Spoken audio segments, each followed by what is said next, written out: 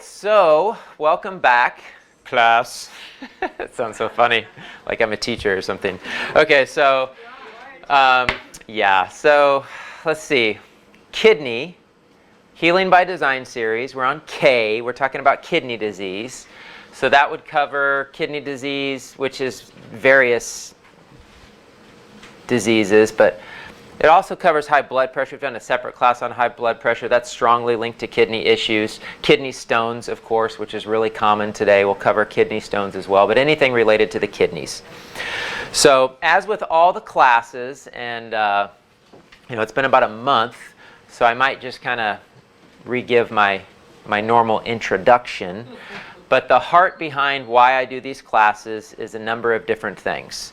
One of the reasons is so that people can understand how God designed them, that God does not give people kidney disease, that it's a result of our misalignment with how He created us and how He designed us to live.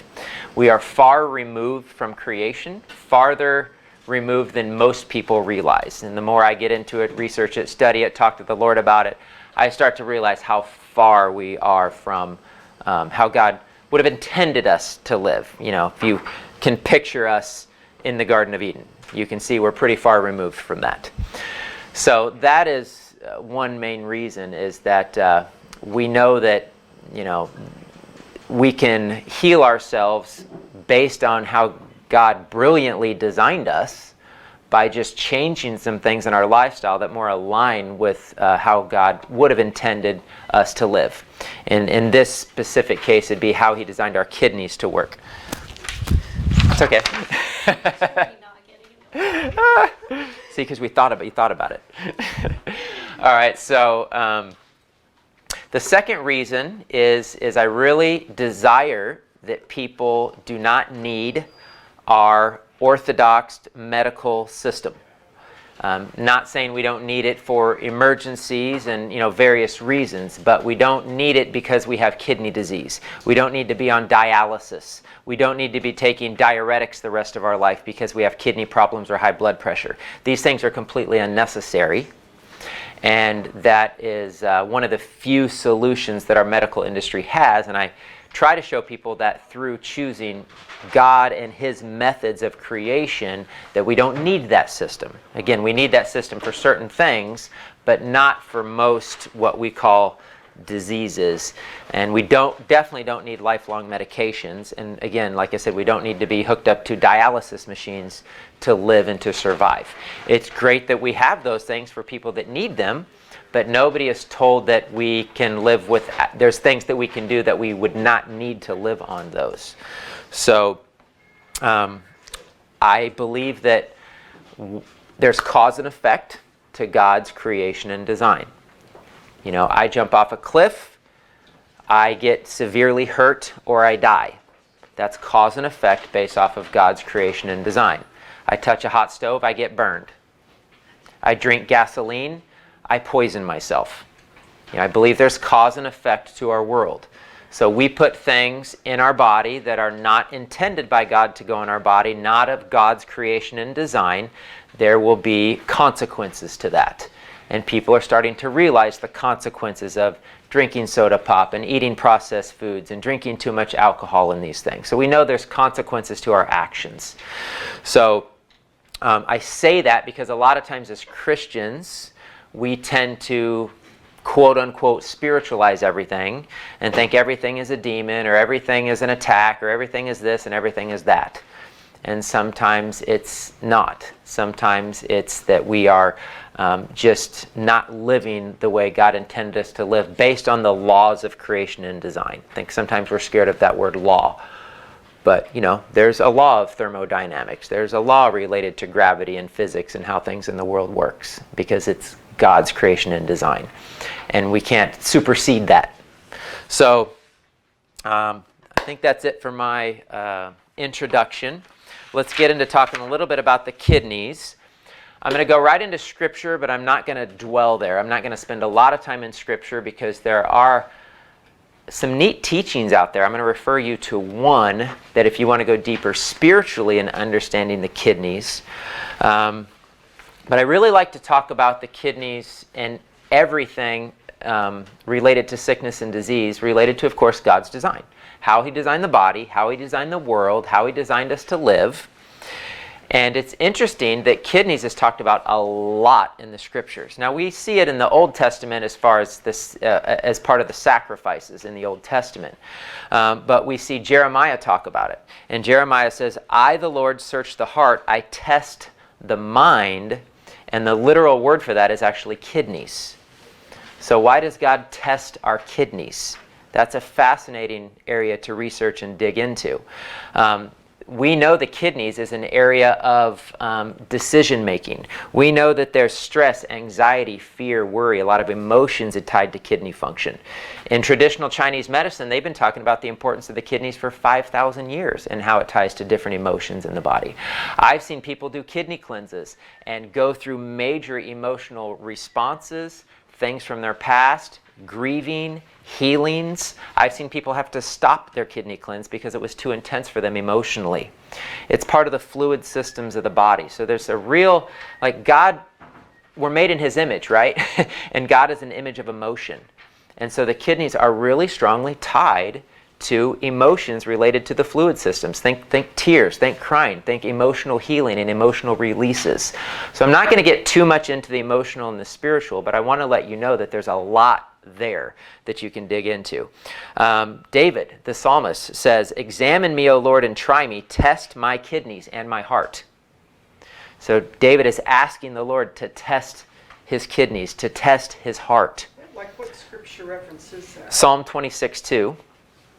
David talks about it a couple different times in the Psalms. And if you look up that ancient, the Hebrew word, which is kilyah, the word it literally means kidneys.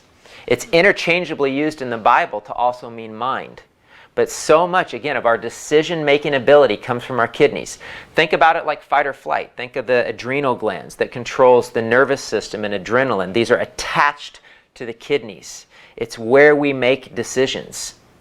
It's where we choose, is this good, is this bad, is this safe, is this not safe?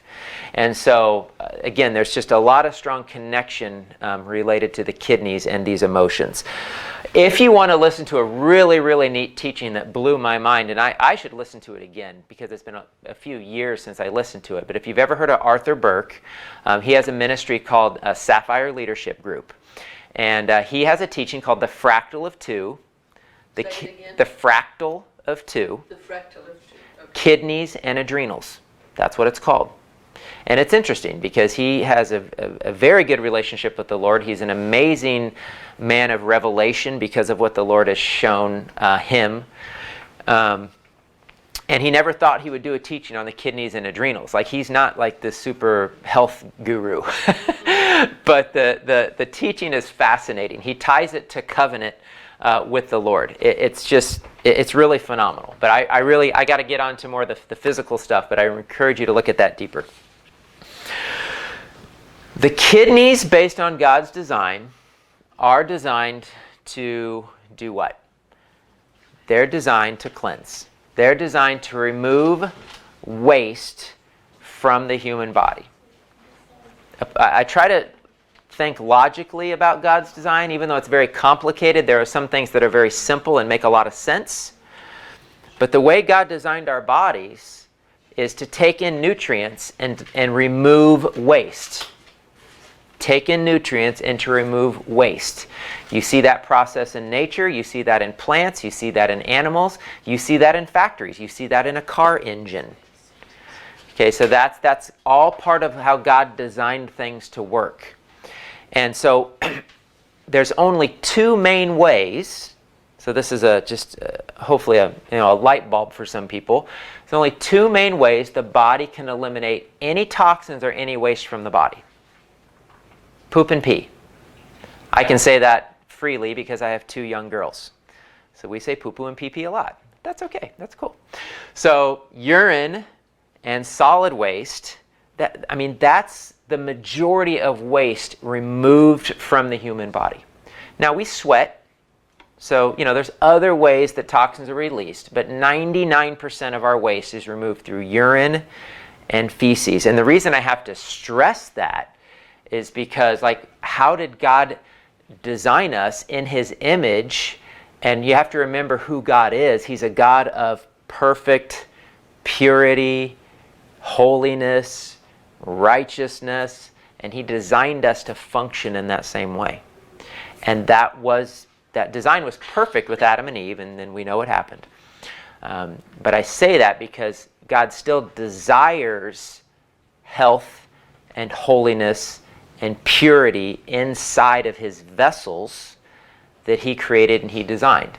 And somehow, in the majority of the Christian world, that concept has evaded us.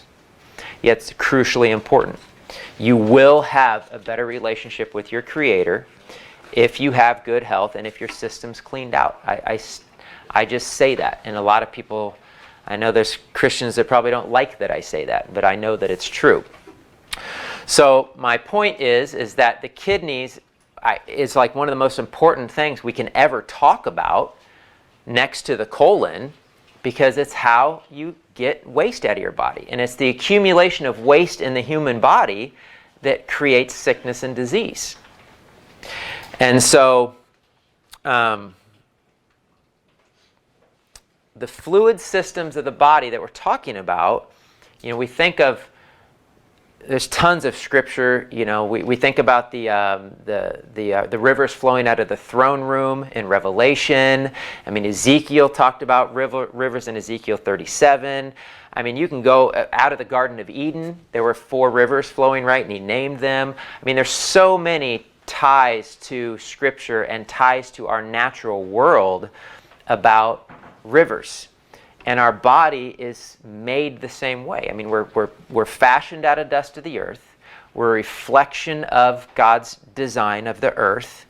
And the body is designed to be a free-flowing river. You've heard that term, river of life. We're designed to be a free-flowing river. So if our blood is pure and clean and flowing, we're healthy. If our lymphatic system is pure and clean and flowing, we're healthy. If our urinary tract system is free and flowing, and we're healthier. Our liver, all these organs should be free-flowing, but we're not free-flowing. So what does a beaver do when he wants to build a home? He stops the river. That's what's happening inside of our bodies. We have kidney stones and gallstones and calcium deposits and cysts and tumors and on down the list. These are signs of a non-flowing river. So you can, think of a blocked artery, right? It's a non-flowing river. You can take a huge boulder and put it in the middle of your stream, and the stream still flows, but the water has to fight to get around that boulder and trickle around the sides of it. So you can just get a visual of what's happening inside people's bodies. And I try to make it clear that the diseases that people get, and when people die of a heart attack, it doesn't just happen like that. This stuff has been building up and accumulating. The rivers of life have getting blocked up for years and years and years and years. It's just that if we don't have a way to see inside the human body, or we're not suffering from some type of a pain or ailment, or we go to the doctor and get a diagnosis, we have no clue.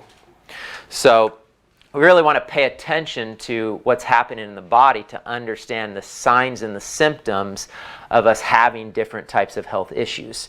So this system is so crucially important, this fluid system of the body, because that's how everything works in the human body. It works through the fluid system.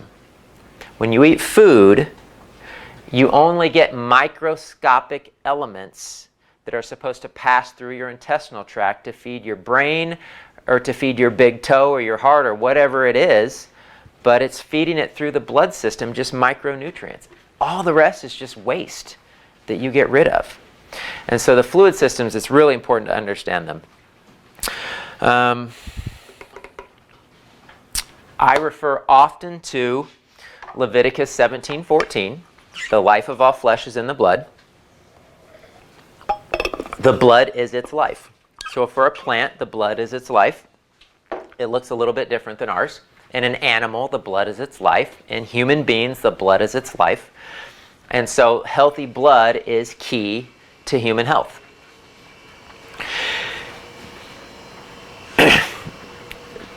This is the way the fluid system works. This is just a very rough explanation of how the fluid system works. but the life of the flesh is in the blood. So the body does everything it can to fight to keep blood healthy. God designed the body to keep blood healthy.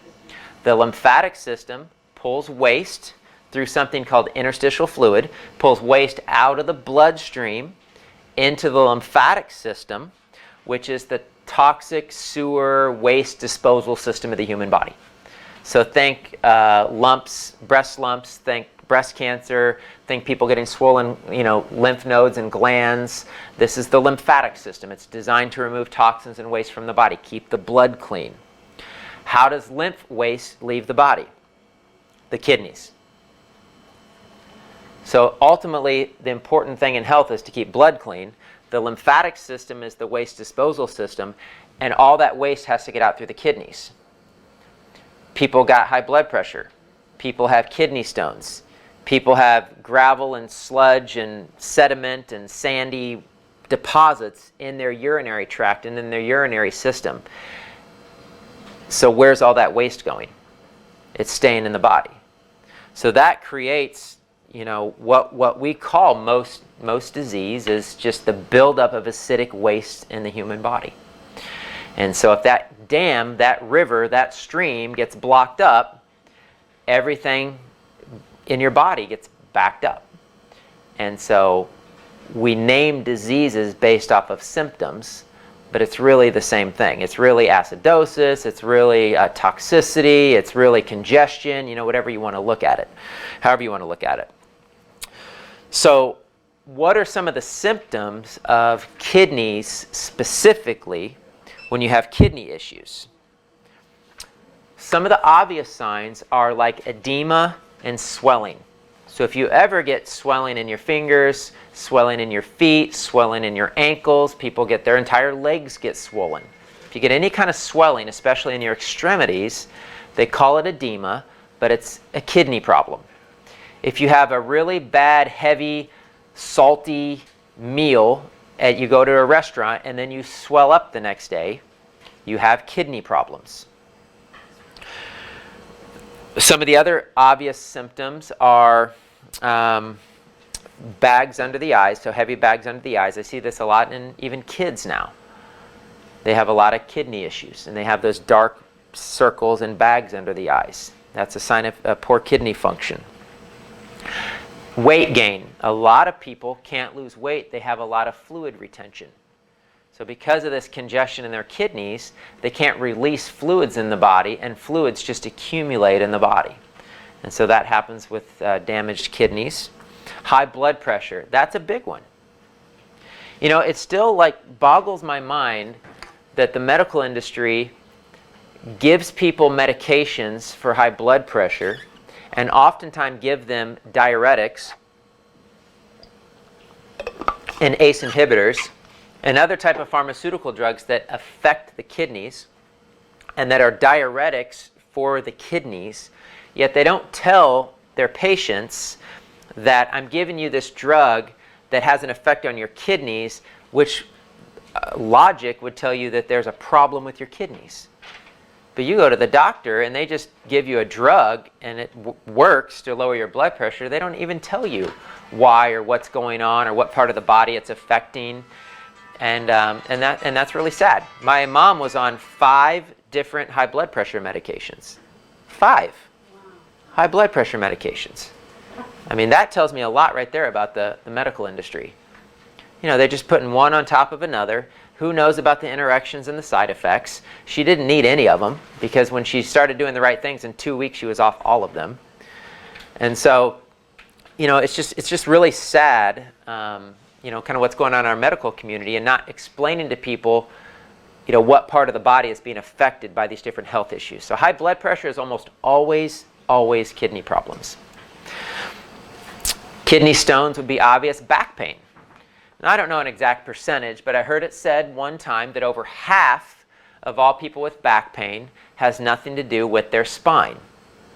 It's their kidneys. And so the kidneys, people think are really down low. They're more in the middle of your back, more like right here. But the pain can resonate down. It can be in the middle of the back, and it can resonate all the way down even into your lower back, even around into your sides. You remember boxing, like when you get a kidney punch? it'd be like right here, like that's right in your kidney. And that's debilitating. And so people have pain in their back and wrapping around into their sides. And they think, oh, you know, my back, I hurt my back, or I got a weak back, or they're going to the chiropractor. Very likely could be kidney issues. Because the kidneys, when they're damaged and they're congested and they're hurting, they'll throb. They'll be painful.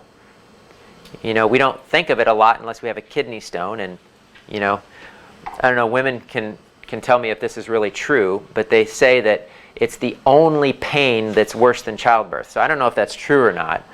But I've heard that's like a male going through a kidney stone would be like the equivalent of a woman giving childbirth. So I've never had one, but I can only imagine.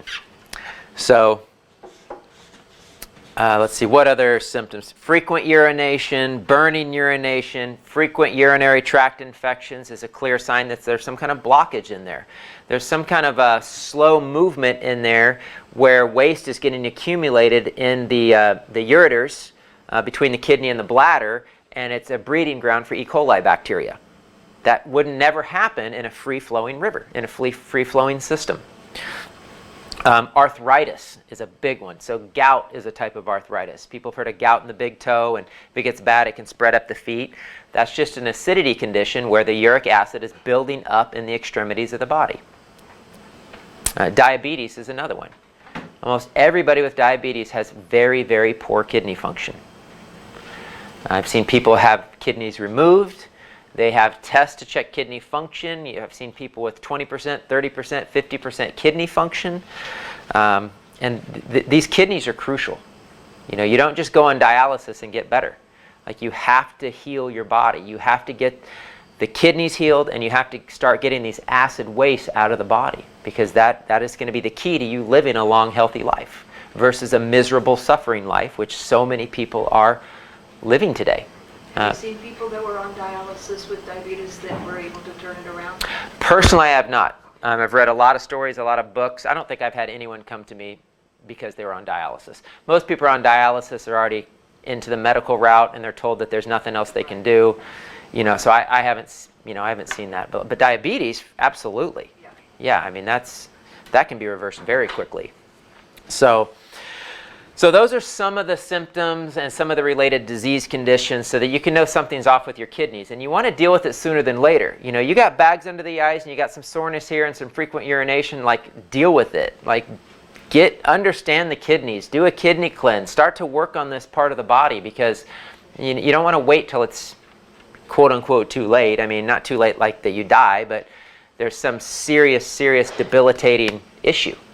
So the dangers of kidney issues are pretty obvious. Blockages, painful kidney stones, a backup in the system of acidosis, and acid wastes eat and destroy tissue and glands and organs and different parts of the body. And so you can clearly see this in the eye, which is why I love the iridology. But you can see the white, the inflammation, the kidney issues. I mean, I have lots of really good stories from people doing kidney cleansing and it totally changing their life. And so it's really important. And it's not only because you heal the kidneys, but because, again, those kidneys are responsible for getting all those toxins and wastes out of the body. And, you know, we just think, okay, maybe this sounds funny, but I'm just going to throw it out there.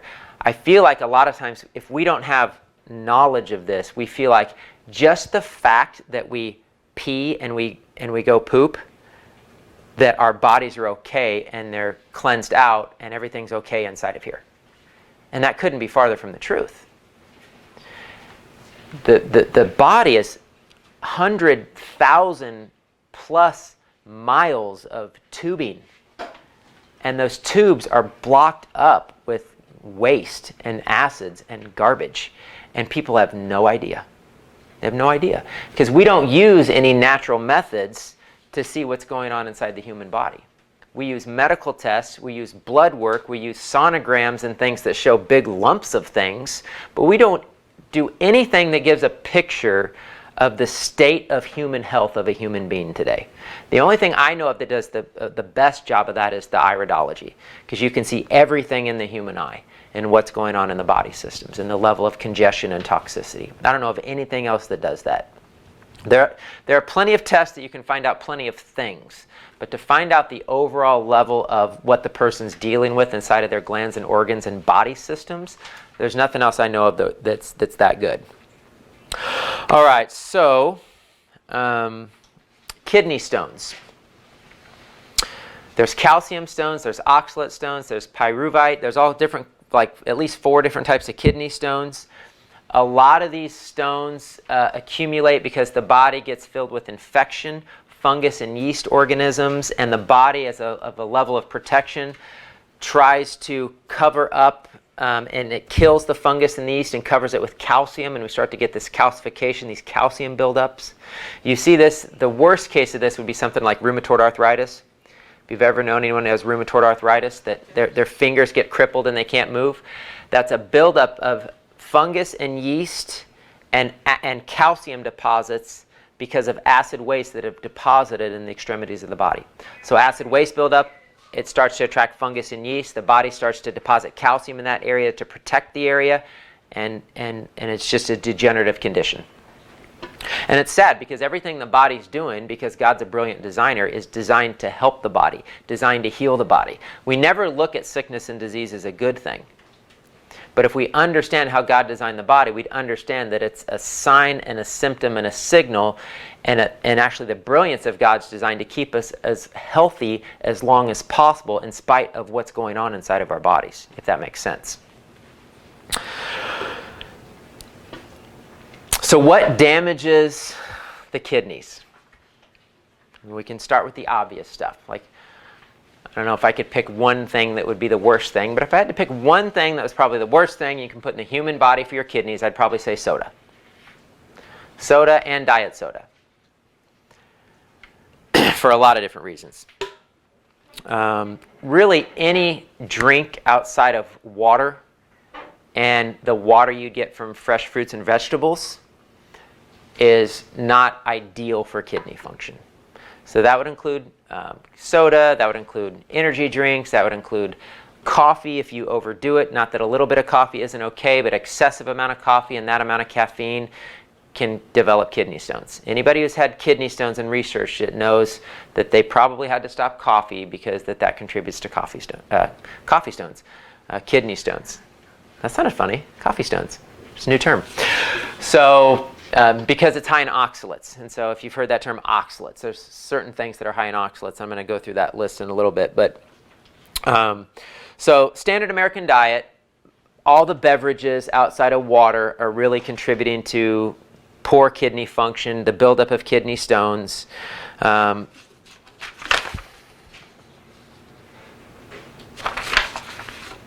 High meat and dairy, that would be right there with soda. But if you think about the standard American diet, it's tons of animal meat and it's tons of dairy products. I mean, that's your formula for kidney stones and blocked kidney function. Because the kidneys have to process protein in the human body. And it's a lot of work.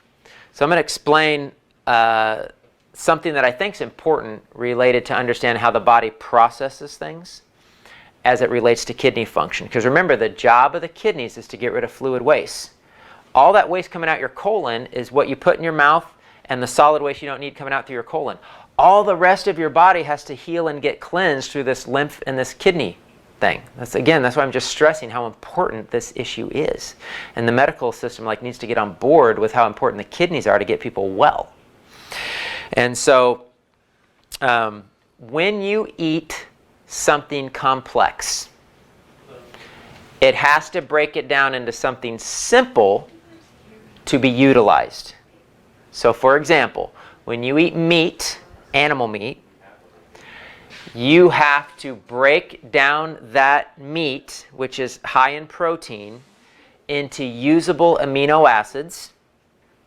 And that's all the body needs. It's just a few microscopic amino acids that go out into the bloodstream to feed the whole body. It doesn't need all the rest of that big mass of meat. That's waste. And so the process of breaking that down creates a lot of acid waste, specifically uric acid. That's why anybody who's been told they have gout has been told they need to stop eating meat. And you'll start to feel better. Why? Because you stop creating a lot of acid load that your kidneys have to eliminate. Their kidneys probably aren't working that great. So you're accumulating acids in the system that the kidneys can't get rid of, and your big toe's killing you and you want to cut it off. I say that seriously because I know people whose pain in their big toe has been so bad they'd rather cut it off. Like, it can be that bad. Because these crystals that form look like little crystals with little sharp swords coming out of it. Like, we're talking extremely painful stuff here. So that's animal protein. So if you have kidney issues, you want to get away from animal protein.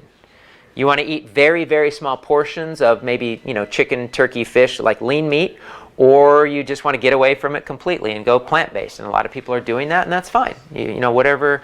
It depends on the person and their situation.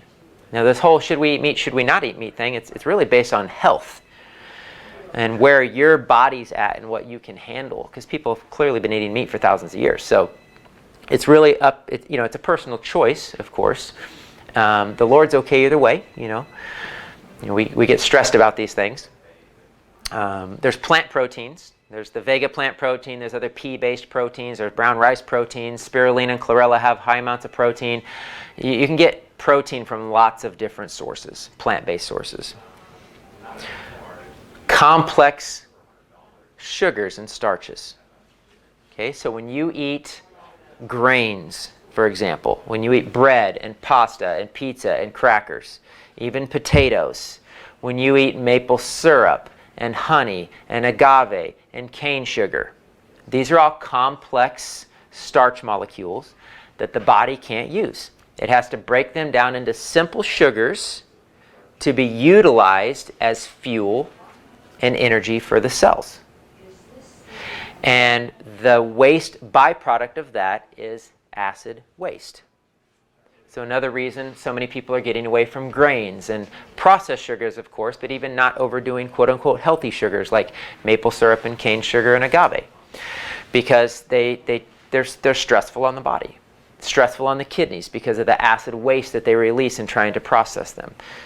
What has much, much less acid waste and is actually healing for the kidneys is fruit, because fruit's a simple sugar. It's in and out quickly. It's cleansing to the kidneys, and it's not complex in nature, so it doesn't have to go through this whole burdensome process of getting broken down. And so fruit's a better choice for anybody who's trying to heal their kidneys over, again, pastas, all the grains, the sugars, the cereals, all those types of foods. So let's see what else. High oxalate foods. Spinach. I read this article from a doctor that's pretty fascinating. He talked about people on the standard American diet. They're eating McDonald's. They weren't healthy. They wanted to make some changes. So every day they started eating spinach salads with pecans and soy and different things. And he said in a couple months, they got kidney stones because of the oxalates. And the oxalic acid builds up in the kidneys if you don't eliminate it fast enough. So if you eat too much of it too fast, it's going to start to form into stones. All stones form in the human body is when they come out of, what would the word be? Liquid form, like they're no longer part of the fluid system of the body and getting eliminated through fluid waste. They're too heavy. There's too much mineral, calcium, oxalate buildup, and it falls out of the fluid, and it starts to accumulate. It's kind of like you put some sugar or something in water, and the big clump falls to the bottom, and then it dissolves into it. Well, when it can no longer dissolve into the water and stay water soluble, it starts to fall out and starts to form these stones. So that's what happens with kidney stones. So if you eat too many oxalate foods, so spinach, all nuts, pecans is the highest, all soy. So this whole, and this has been going on for decades now, people thinking soy is like the latest, greatest health thing. So soy is extremely high in oxalates. Chocolate, I know that makes everybody sad, so just have small portions. Don't go crazy. Peanut butter, coffee is high in oxalates. Those are the main ones. The other thing that's really damaging to the kidneys is salt. and I don't want to get into a long conversation, but I do want to make the clear distinction between table salt and everything you hear bad about salt that's bad for the kidneys is table salt, which is sodium chloride, which is missing all the other minerals God naturally gave salt that comes out of the earth or the ocean. And so that is going to cause kidney problems. That is going to cause high blood pressure problems. But Himalayan pink salt or Celtic sea salt or a natural sea salt that has the balance of minerals will not. And in fact, it can do the opposite. It can actually help heal the kidneys. And it can help balance fluids in the body. And it can help balance minerals in the body. But regardless if you have a kidney issue, you don't want to go crazy on salt, even natural salts. It just depends on where your kidneys are at. But you definitely want to avoid all table salt because that's extremely bad for the kidneys. Alcohol, that might seem obvious, but alcohol is just, it's alcohol. It's extremely acidic. It's going to go straight to the kidneys, straight to the liver. So people who struggle with alcohol issues over time develop liver and or kidney issues. Always at some point. It's just too hard on those organs. Pharmaceutical drugs. Because all pharmaceutical drugs are coal tar based. They're toxic to the human body. They're contrary to God's purposes. And because they're toxic, the body has to eliminate them. And so they're going to be eliminated through the kidneys. That's why so many side effects of so many pharmaceutical drugs list kidneys as a side effect, negative effect on the kidneys, especially diuretics and drugs. So they're giving pharmaceutical drugs for high blood pressure. The pharmaceutical drugs damage the kidneys. The reason they have high blood pressure problems is because they have kidney problems. Does that make sense?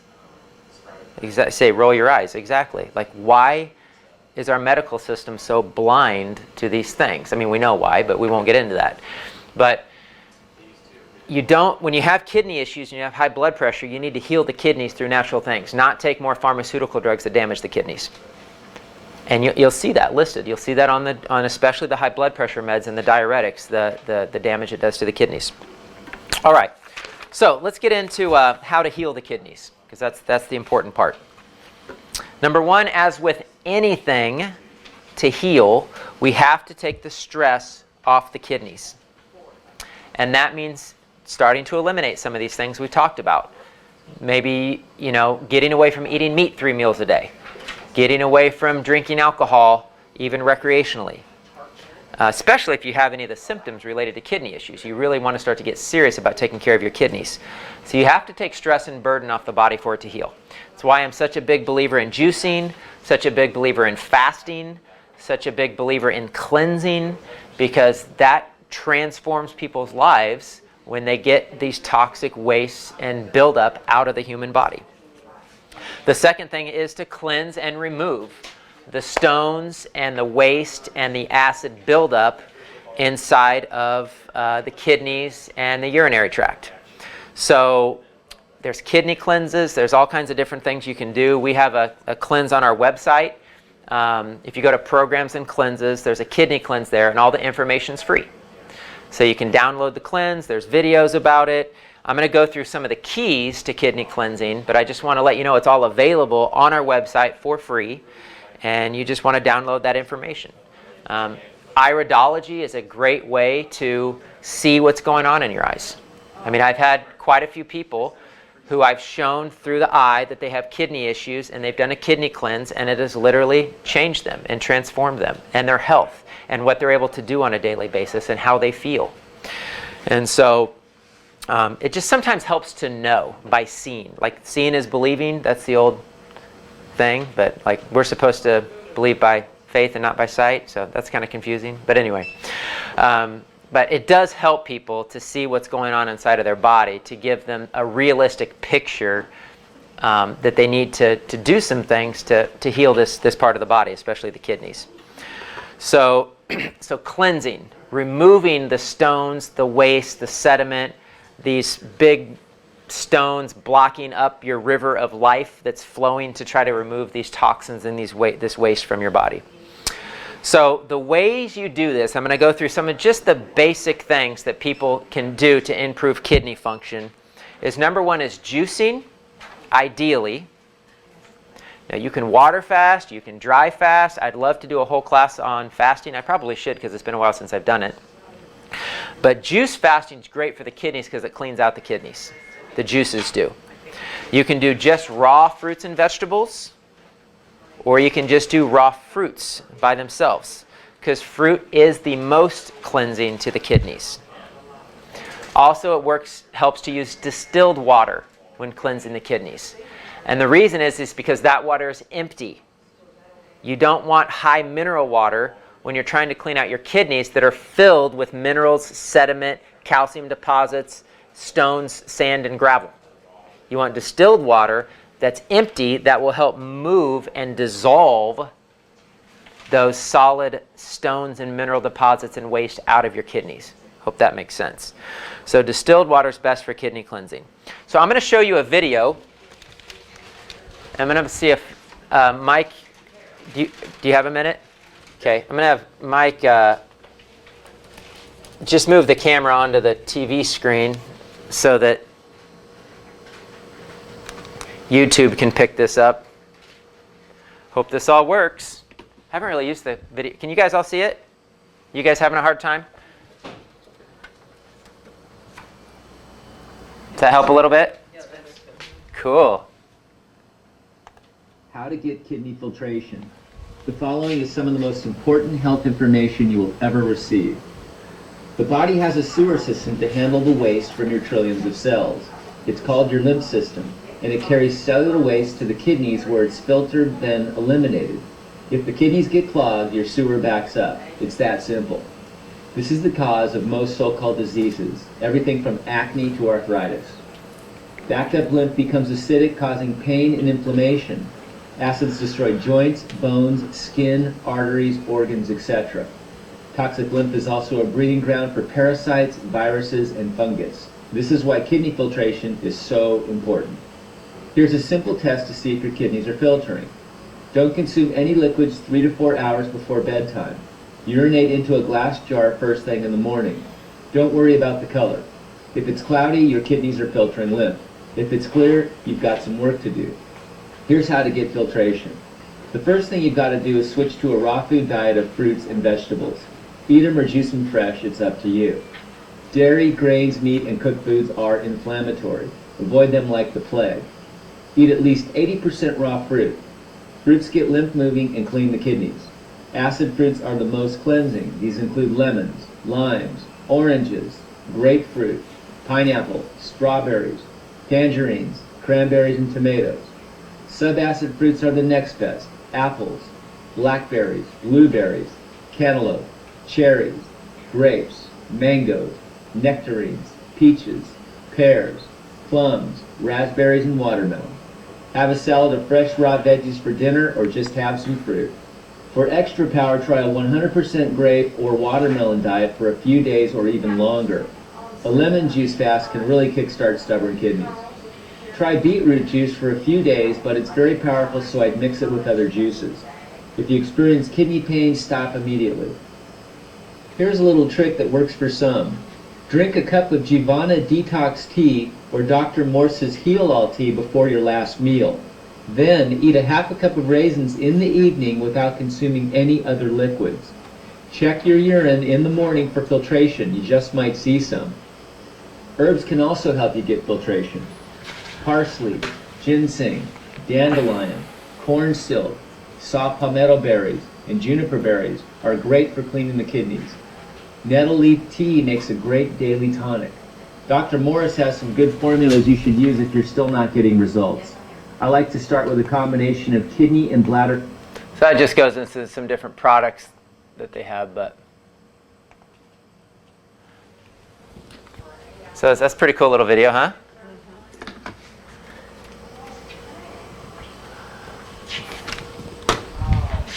Back on?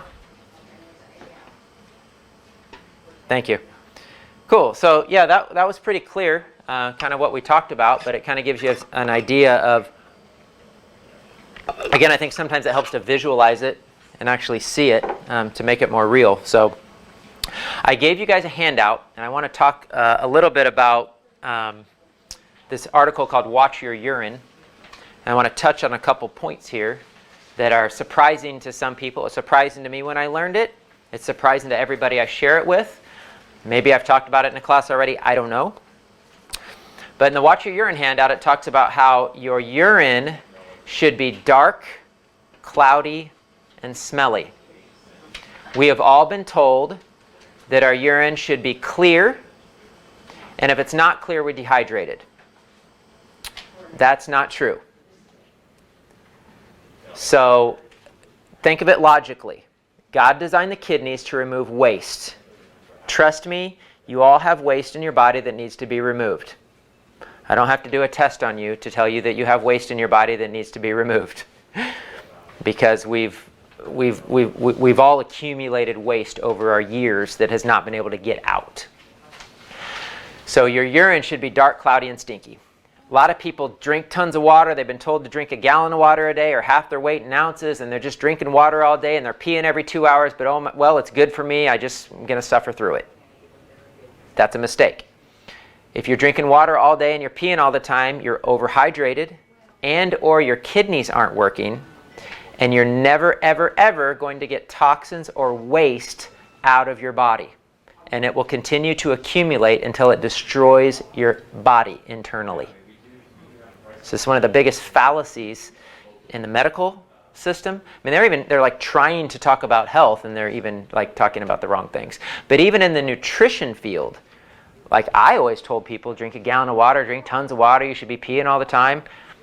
I've learned otherwise, and it makes sense. And the Lord's really gentle with me because He's always helps me along and confirms things with me in Scripture, and it's good. So I believe it, and I know it's true. So, and it makes sense logically if you think about it. But we haven't heard people say these things before, so it's kind of surprising to a lot of us.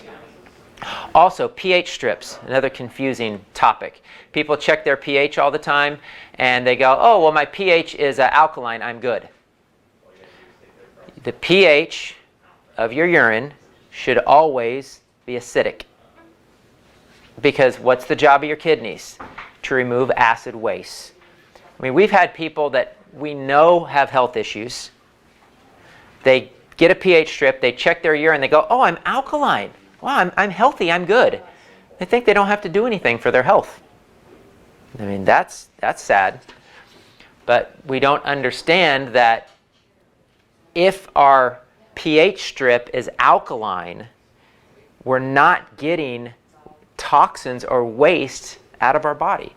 I've seen a few people recently who I was sharing this with, and one gal was like, oh, thank God.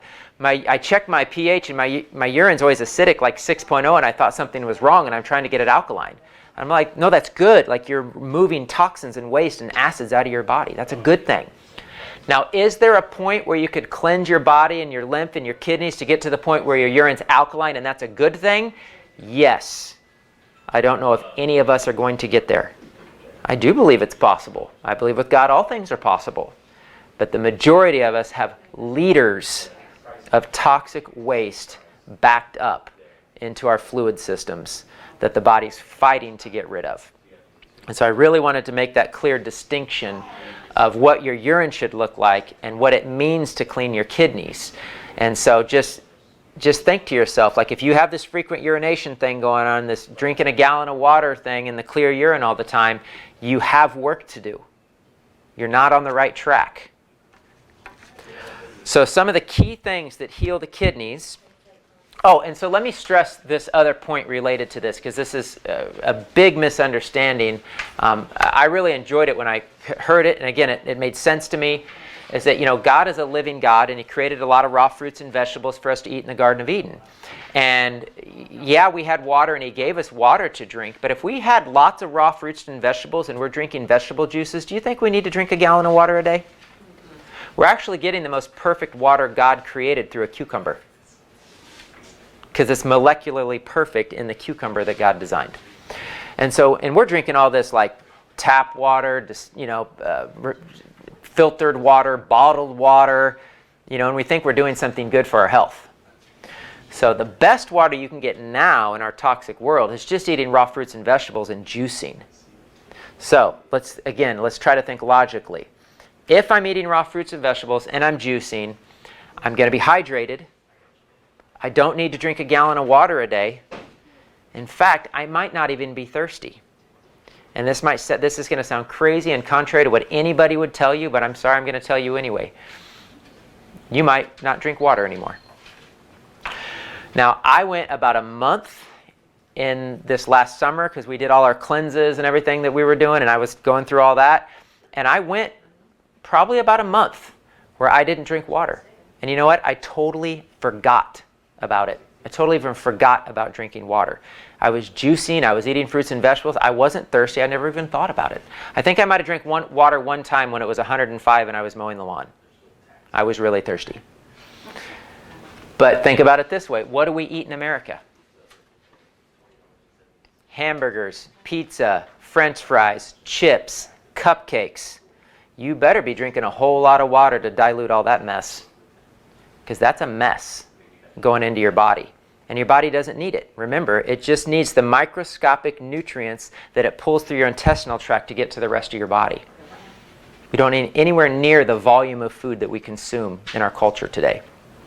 So it's not just the quality of food, it's the quantity of food that we're eating. And so if we can, if we're going to eat a lot of those types of foods, we have to drink water. Because remember, I said everything works through the fluid systems of the body. The colon's just eliminating the solid waste.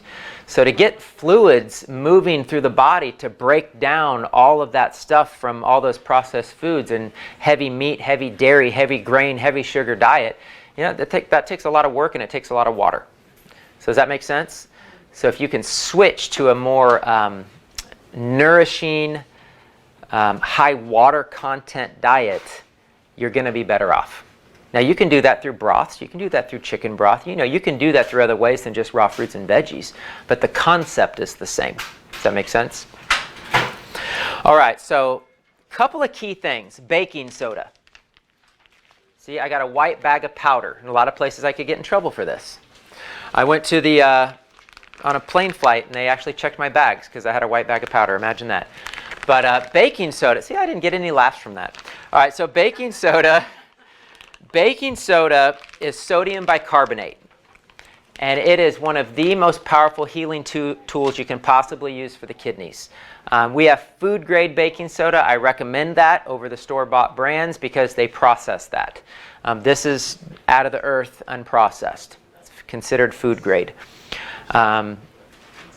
There's a doctor named Mark Sircus, S-I-R-C-U-S, that wrote a book called Sodium Bicarbonate. That's what baking soda is, sodium bicarbonate. Jan, did you say you read that book? Was it a good book? It's a fascinating book. This guy has used baking soda, magnesium, and I think iodine, and he's seen cancer healed, diabetes healed, people get off of dialysis by the hundreds. Why don't our medical community use those things? Well, they do. They use them for saving people's lives. They don't use them for therapy, and they don't use it for healing people, and they don't use it for getting people well. They use it when they have to in the emergency room. How sad is that? They know about it. They know how beneficial it is. They know how important it is to human health, but they only use it for emergencies. So this is an article. I'm not going to read the whole thing. I actually gave you guys the article. It's called Using Sodium Bicarbonate for Kidney Cancer. He says, one would think that because it is so frequently used in the emergency room and intensive care wards, more people and health professionals would get it. But like iodine, there's a phobia against it, especially when it's recommended as a prime chemo agent against cancer. Because there's a Dr. Simasini in Italy who lost his license because he was curing people of cancer with baking soda. We increase cell voltage when we take sodium bicarbonate. It's amazing but true. When we take simple baking soda, we raise the energy and performance level of cellular activity. It's good for the cells, helps it shake off infections and cancer. It's been long known as an excellent medicine for the kidneys. And dialysis units use bicarbonate regularly, but like everyone else, they don't want to brag about it. They actually use baking soda in dialysis machines. Not enough to heal the kidneys, enough to keep the person alive and keep them on the dialysis machine for their entire life. So what's sad is there's people who know this that are making money off of this while the rest of us are ignorant of these things. Kidney dehydration, voltage, and pH. Research by British scientists. Bye, Esther.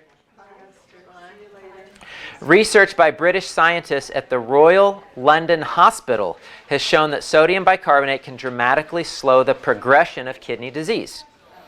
A nephrologist in the renal hypertension unit in Tampa, Florida, said research on bicarbonate and kidney disease. He said, I've been treating my patients with bicarbonate for many years in attempts to delay the need for dialysis. Now we have a legitimate study to back us up. Not only that, we have added information that some people already on dialysis can reverse their condition with sodium bicarbonate. So there's studies out there. There's medical studies proving this, again, but they don't use it. The kidneys alone produce 250 grams. This blew my mind. Half a pound. 250 grams or half a pound of bicarbonate per day in order to neutralize the acidity in the body.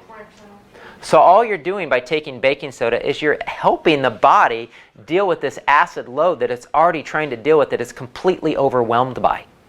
And that's why people take sodium baking soda and get healed of all kinds of different things. Something that costs you a couple of dollars. The kidneys monitor and control the acidity and the pH balance of the blood. If the blood is too acidic, the kidney makes bicarbonate to restore pH balance. So by taking sodium bicarbonate, baking soda, not only are you alkalizing the blood, but you're taking the pressure off of the kidneys that's trying to produce all this bicarbonate. And so it's a multiple healing effect. Not only are you getting more bicarbonate in your body, but you're taking the stress off of the kidneys that's trying to produce it, which they might not be working that well in the first place. Sodium bicarbonate possesses the property of absorbing heavy metals, dioxins, and furans.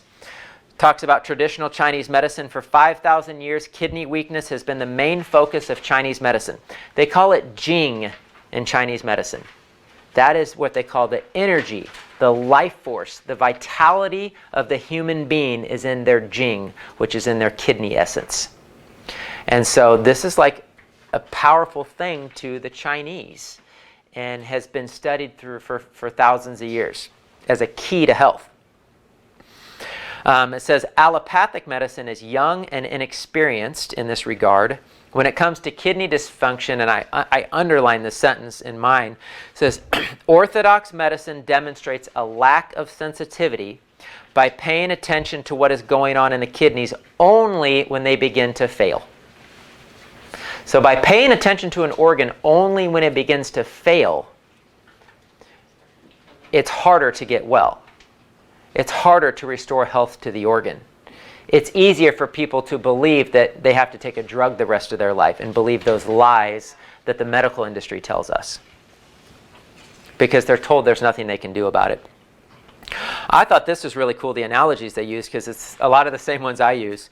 It said the kidneys filter our blood and excrete waste products in the urine, leaving nutrients in the bloodstream.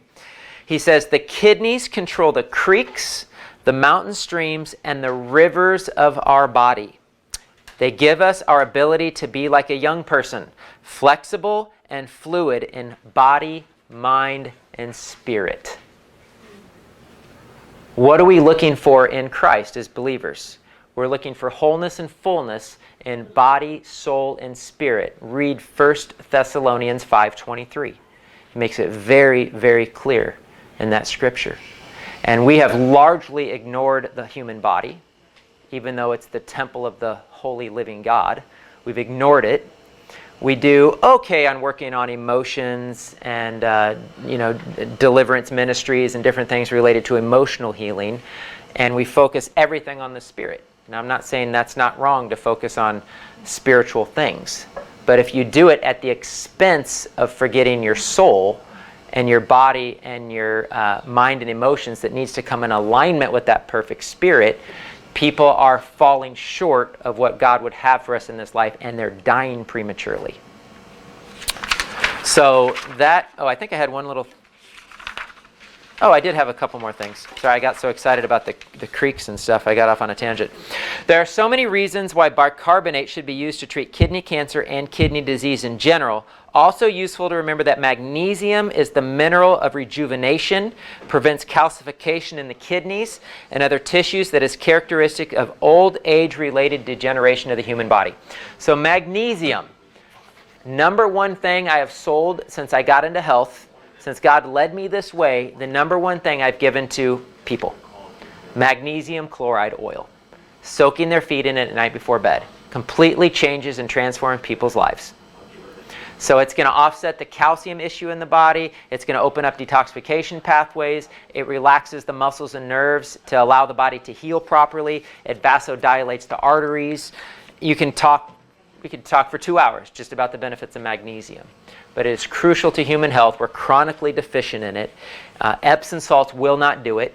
You need magnesium chloride. You need that form in which it comes out of the earth in by a company called Health and Wisdom.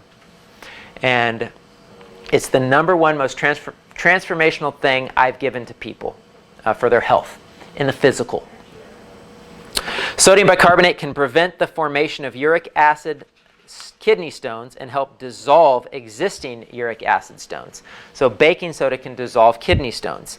Kidney stones develop, I talked about this briefly, kidney stones develop when urine concentration of minerals and other dissolved substances get so high that the minerals can no longer remain dissolved.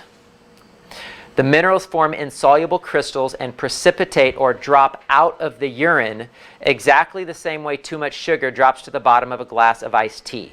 The crystals collect in the kidney ducts, slowly solidifying into stones. So this is something that happens over time. Okay? All right, so I touched on baking soda, the magnesium. Can I ask a question? Yes. So if you were going to use baking soda, what's a good amount? Okay, so I cover that in the kidney cleanse. Okay. So if you go to my kidney cleanse, that was the next thing I was getting ready to talk about. So I'll mention the amounts. That'll be helpful.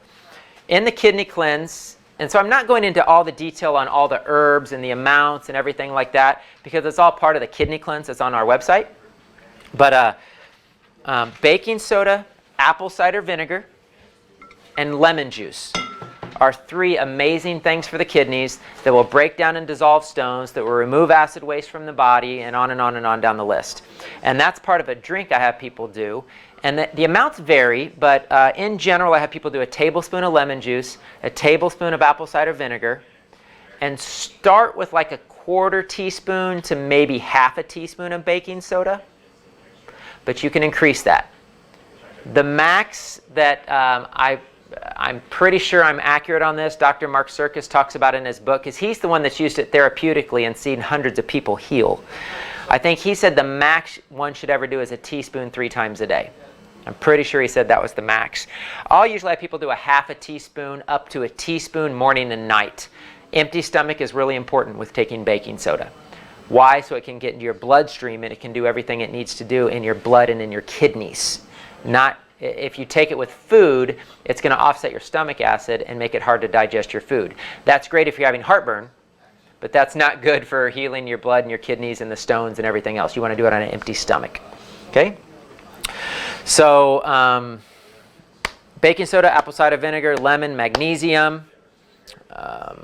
Check out the kidney cleanse on our website. There's 3 different varieties to the kidney cleanse. Number 1, most people do option 2, but number 1 is for a weak bladder and kidneys. People who can't hold their urine, they're having leakage, children wetting the bed.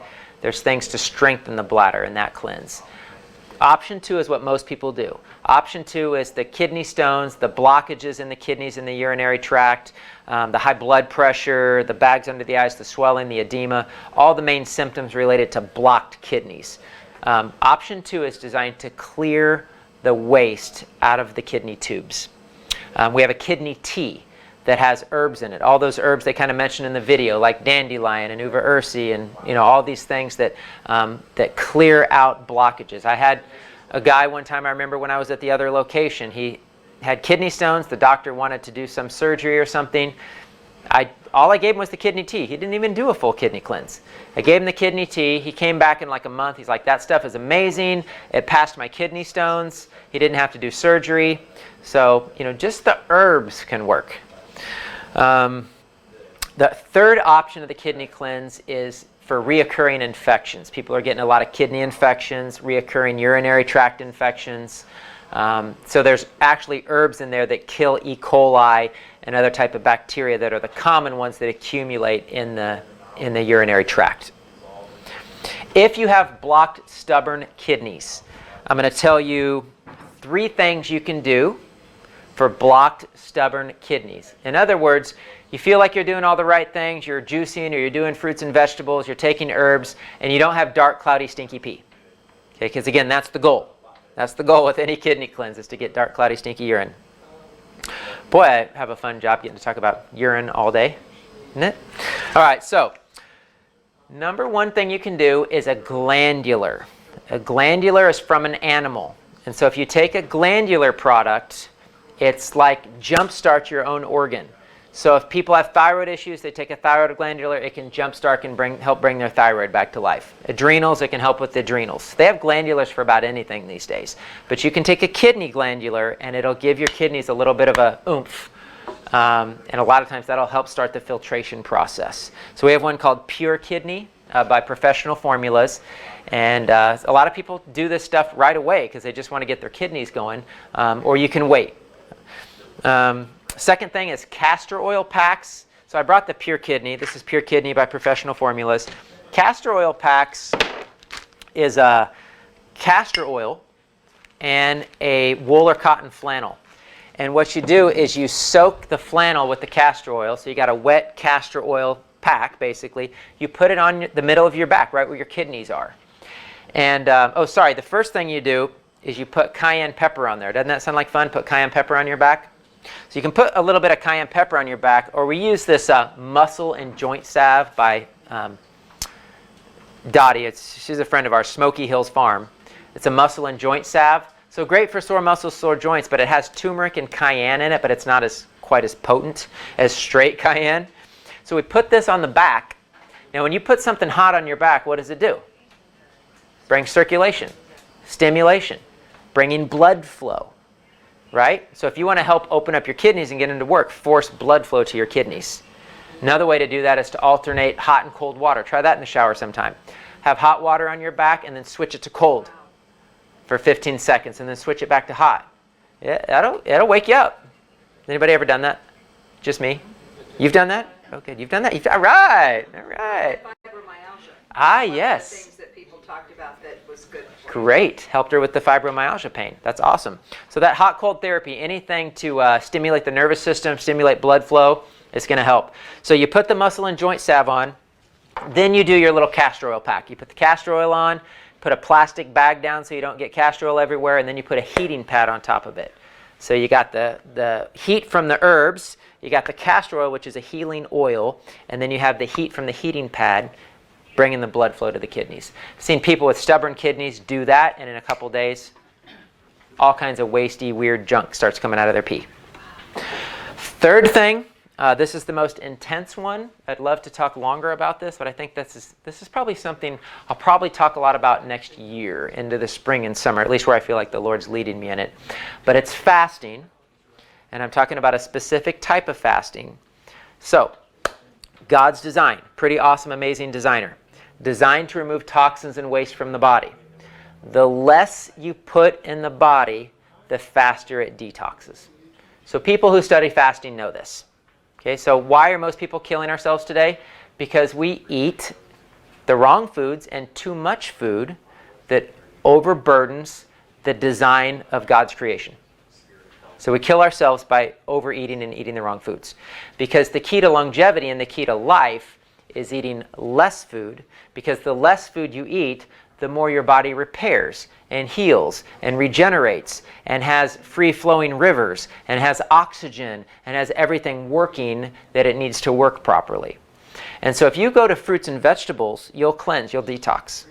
If you go to a juice fast, you'll cleanse and detox in a little bit more serious manner. If you go to a water fast, That's really hard. You should plan for that and not plan on working or doing anything, because that's, that creates a heavy detox effect on the human body. But there is a deeper level beyond water fasting, and it's called dry fasting. And that means no food or water. And that was an Esther fast, and that's what Moses did when he went up on the mountain, and that's what happened to Paul when he got struck by the Lord and he couldn't see for 3 days. He consumed no food or water. And so it's biblical to dry fast. Most people don't do it. I experimented with quite a bit last year during the summer cleansing. I guess it was earlier this year with the summer cleansing, and loved it. Had great results from it. When people have seriously blocked and congested kidneys, if they restrict their fluid intake, because of God's brilliant design, it'll force the body to dig deep to find water and to find fluid. And the water that it will dig deep to find is the old, septic, toxic wastewater that's been stuck and trapped in your body forever. And again, as long as you're over drinking a gallon of water a day and doing all these things and peeing clear and peeing all the time, you never get the old, toxic, septic waste out of the human body. So there's varying levels to doing that, of course, but if you have really stubborn kidneys, you can dry fast for 24 hours. So for most people, just a 24-hour dry fast will open up their kidneys, and they'll start to see the waste start to be released. And that's not going to be easy for people, because for some people it's hard to just miss a meal or to juice fast one day or whatever. So to dry fast 24 hours, no food or water, it might not be an easy task. A way to do it is to start at like noon one day, no food or water after noon. Now remember, you're sleeping for 8 hours, so that helps. And then 8 o'clock the next day, drink a glass of water to break that fast. But that's something you got to be careful with, because if people are sick and they're toxic and they're unhealthy, just a 24-hour dry fast can really lay a person out. So I exercise caution there, but I want to share the information because it is useful and it is powerful. And the healthier you get, the easier it is to fast. The healthier you get, the longer you can go without food. The unhealthier you are, again, think of how many people feel like they got to eat all the time, every day, can't miss a meal, my blood sugars are dropping. Like, if they're not eating all day, every day, they feel like they can't function. That's a sign of poor health. But again, you don't hear about that a lot. So we're designed for fasting. We're designed for seasons of feasting and famine. And so we just live in a culture that's always feasting, unfortunately. So that's the deepest level of fasting that you can do. So remember, the goal with any kidney cleanse is dark, cloudy, stinky urine. I think I'm over time. Exercise, lymphatic movement, bike riding, Pilates.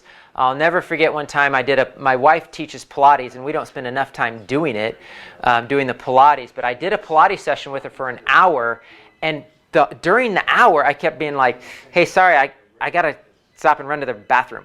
And then I'd come back, and then I'm like, sorry, I got to stop and run to the bathroom. And I think I went like 5 or 6 times in an hour doing Pilates because of the movement of the body.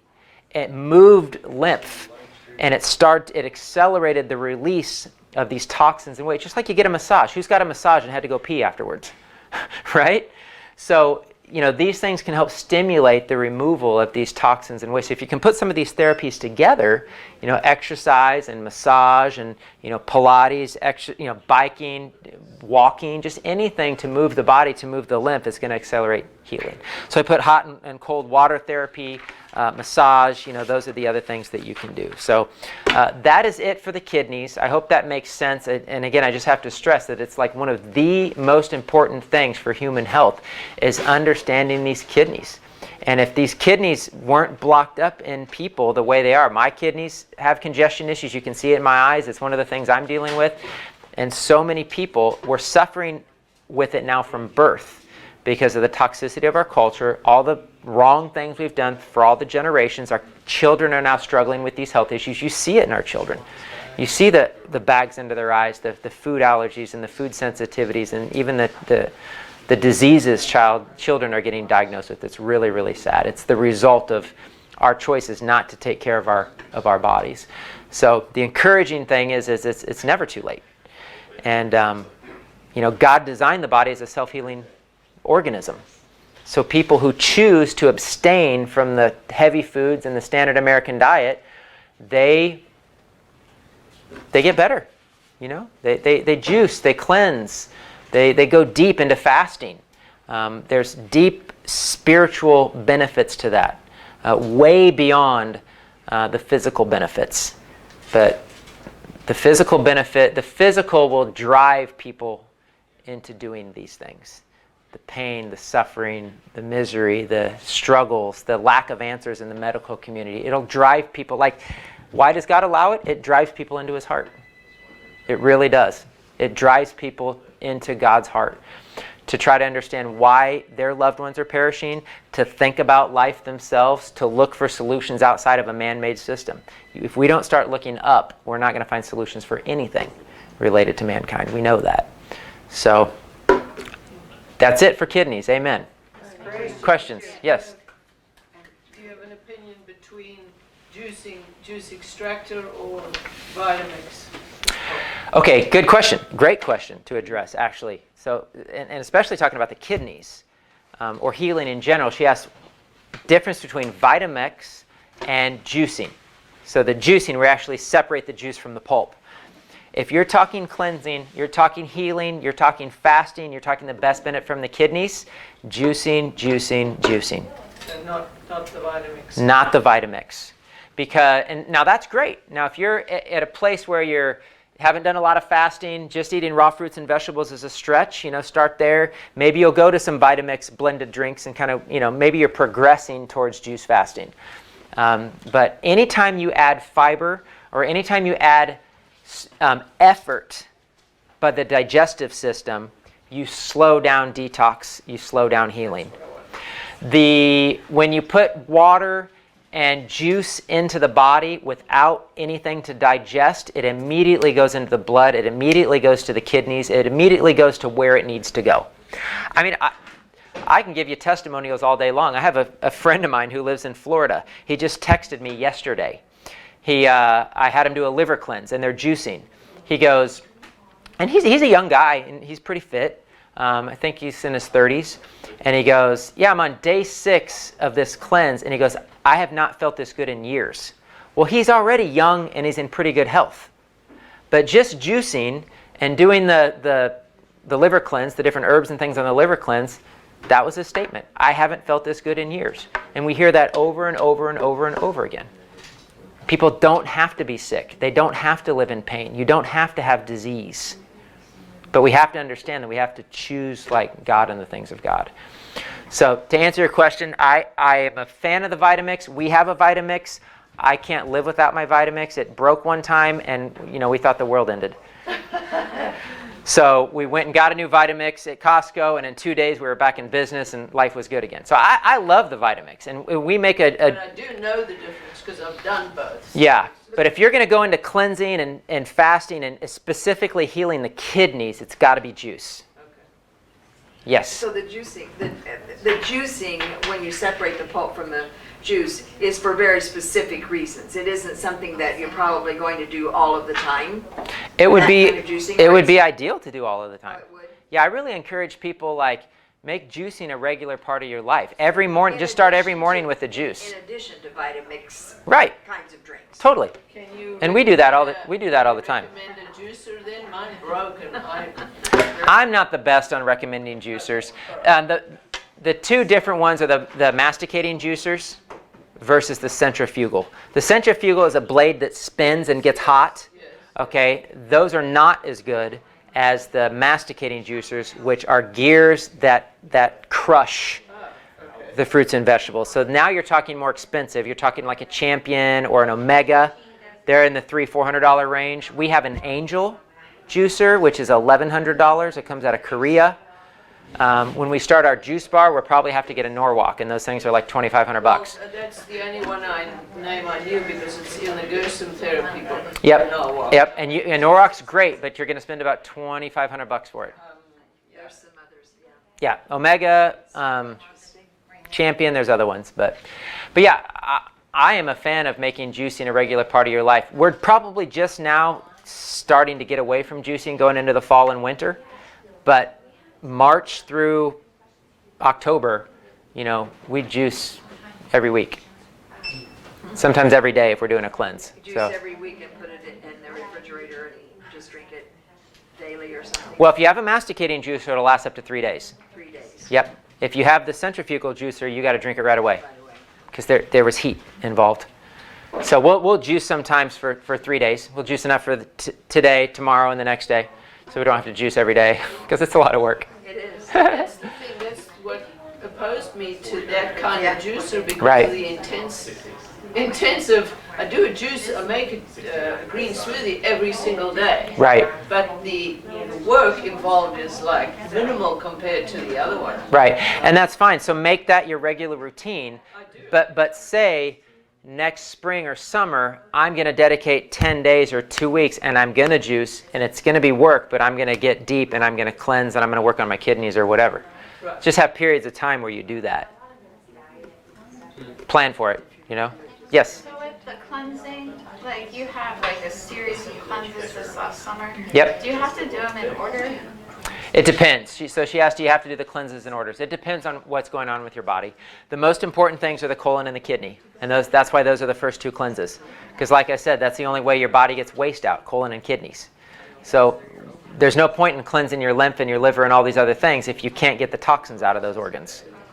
So if your colon's working well and your kidneys are filtering waste, you can do lymph, liver. I put an order in because that's the order that makes the most sense, but you don't have to do that. But you do have to make sure the kidneys are getting waste out and the colon is moving. If you want to do a liver cleanse, for example, and you want to jump to that, you need to be doing enemas or something to help your colon move so that the waste can get out of your liver. So, any other questions? Yes. So I've heard, based on what you're saying, it sounds like it's probably wrong, like to drink like 30 ounces of water like first thing when you wake up because your body gets dehydrated overnight. Right. So that's like not really essential. I mean, or would it depend on your body, or what are your thoughts Right. on So she that? asked about a lot of times you hear drink like a quart of water when you wake up in the morning. Depends on your situation.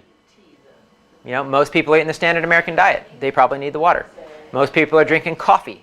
That's a diuretic. It causes dehydration. You're eating coffee and donuts in the morning, you probably need some water. But if you get up in the morning and you have a fresh pressed juice, you probably don't need any water because you're getting hydrated. So it really just depends on that most of the information out there is based on the fact that we've created our horrible diet in our culture. Does that make sense? So. And then you mentioned the high oxalate foods like spinach and leafy greens. Right. I hadn't considered that. Like because normally we're told to eat lots of greens. eat Exactly. lots of greens. Yep. So should we limit our greens, or if we just have kidney issues? Mainly if you have kidney issues. Okay. Yeah. So if you got kidney issues, definitely. But if you don't have kidney issues, I'm not So saying you have to. don't eat greens, or just limit it, or Just limit it. Okay. Shouldn't be the only thing you eat. Gotcha. Okay. Yeah. But it's not terribly bad for you. Yeah. Do you know if you have kidney issues? Most people know through symptoms. Say that again. Through the symptoms. Most people know through the symptoms. I mean, you can go to a doctor and they can check your level of kidney function, but 100% kidney function to a doctor, I don't know what that means to the reality of how well your kidneys are function. I don't know how those tests are measured. Nobody does. So. When I go to a doctor, once you're in there, it's like, yikes. Curious Yeah. about the exercise, because you mentioned biking and Pilates, and what about, as I remember, at one time I heard that the rebounder Yes. is a really healthy, Yes. because it gets the lymph moving and the cleanse. Yeah, the rebounding is great, but you should have your kidneys open and working and filtering before you do too much rebounding, because the rebounding stimulates lymph, and if the toxins can't leave out of your lymph through your kidneys, Okay, you can't detoxify. good. So you really want to do the kidney cleanse first, get the kidneys moving and releasing waste, and then go crazy on the rebounder, because it's one of the best exercises you can do.